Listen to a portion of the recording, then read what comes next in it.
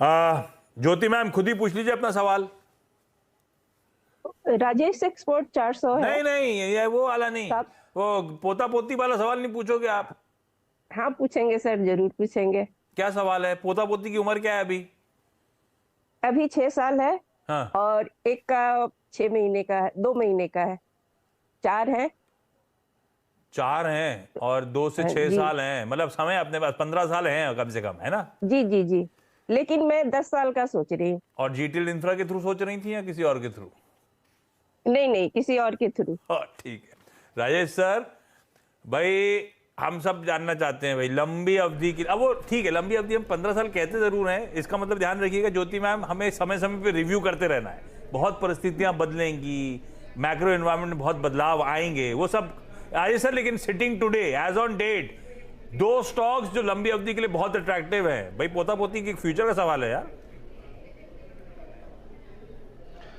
देखिए सही कहा आपने कि समय समय पर रिव्यू करते रहना चाहिए, बट आज की डेट में अगर सारी चीज़ें देखी जाए तो मैं समझता हूँ कि 10 साल या 15 साल के लिए लॉन्ग टर्म इन्वेस्टमेंट हो या इन स्टॉक्स में SIP करने हो तो 2-4 स्टॉक हैं जो मेरी जहन में हैं। पहला रिलायंस का रहेगा, जो मैं समझता हूँ कि बहुत अच्छे तरीके से कामकाज कर रहे हैं। आगे आने वाले दिनों में कॉर्पोरेट एक्शंस हैं, डीमर्जर है, बहुत सारी स्टोरीज हैं, रिटेल का कारोबार बहुत अच्छा चल रहा है। इस सबको देखते हुए रिलायंस पहली चॉइस।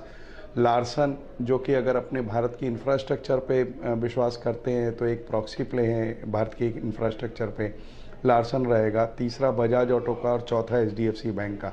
ये 4 स्टॉक है जो मैं समझता हूँ कि किसी भी निवेशक को अपने लॉन्ग टर्म पोर्टफोलियो में बिल्कुल रखने चाहिए। RIL, L&T, Bajaj auto, HDFC bank, हर पोती के नाम पे एक एक नहीं, ये चारों का पोर्टफोलियो बनाएंगे, सब में बराबर बांट देंगे। 4 स्टॉक्स का एक्सपोजर लीजिए मैम, बढ़िया रहेंगे स्टॉक्स लॉन्ग टर्म के लिए आज से। श्रद्धा मैम अगली क्वेरी कौन सी है मजगांव डॉक के बाद? यस सर, मुझे यस बैंक के बारे में पूछना है सर। हाँ। 3000 शेयर लिए थे मैंने 20 रुपए में, तो आगे क्या करें सर इसमें?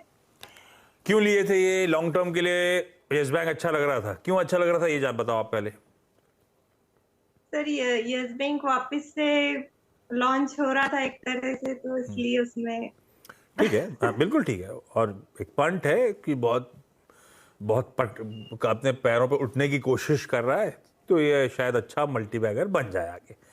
राजेश सर क्या करें भाई, इस लॉजिक से लिया हमने 20 की खरीद है और ये अचानक खबरें ऐसी आई कि ये चला भी था 20 के ऊपर, गया भी ये भी था।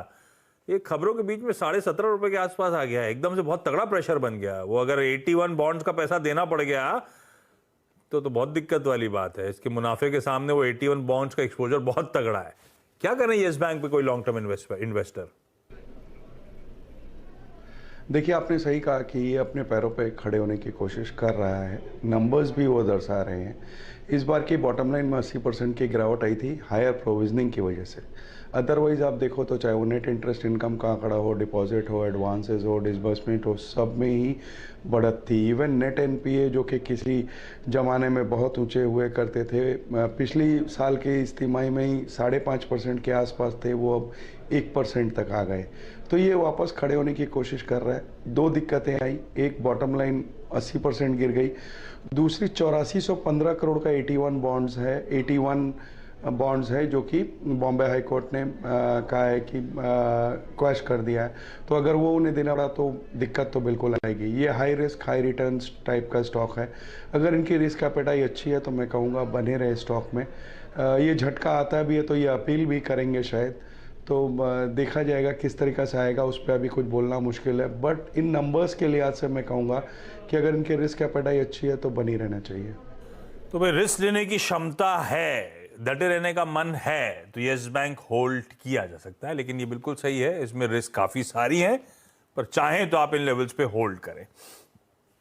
और कई सारी रिपोर्ट्स कह भी रही हैं इस हाई कोर्ट के फैसले को ये लोग शायद सुप्रीम कोर्ट में चैलेंज करने जाएंगे।